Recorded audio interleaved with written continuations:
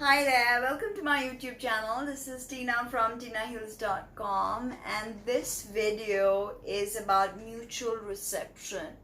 What do we mean when we say that two planets are in mutual reception? So the thing you have to understand here is that the two planets have not swapped roles or anything.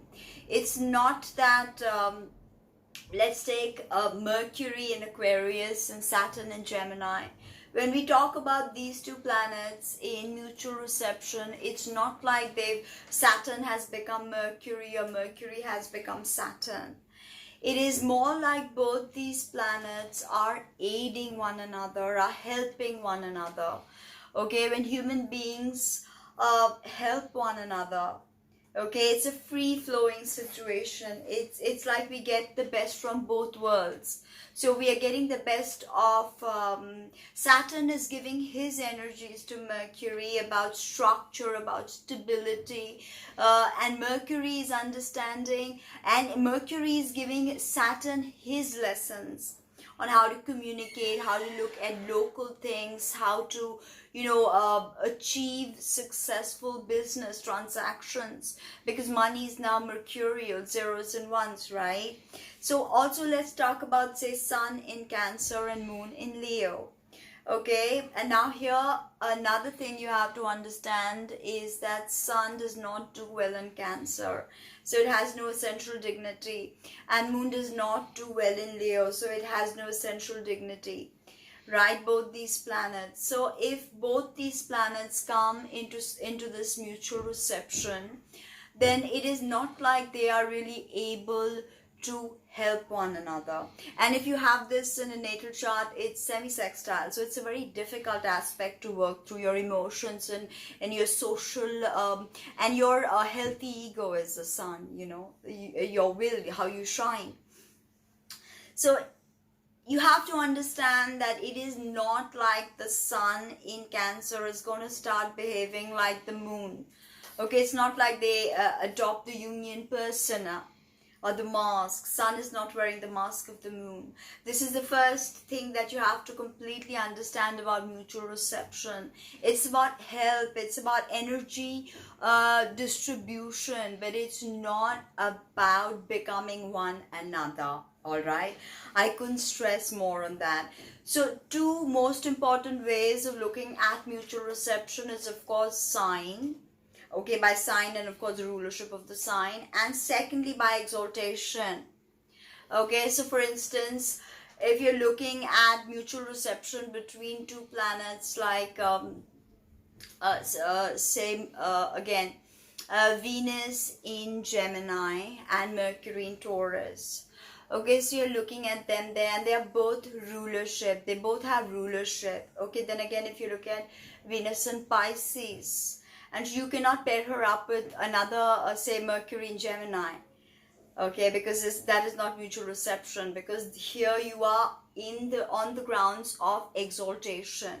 So there are 5 ways basically in traditional astrology: signs, exaltation, terms, phases, and decans. Okay, triplicity, of course, right? Water triplicity, air triplicity, and so on and so forth. I'll make a separate video on the triplicity system. So sign, exaltation, triplicity, term, and phase.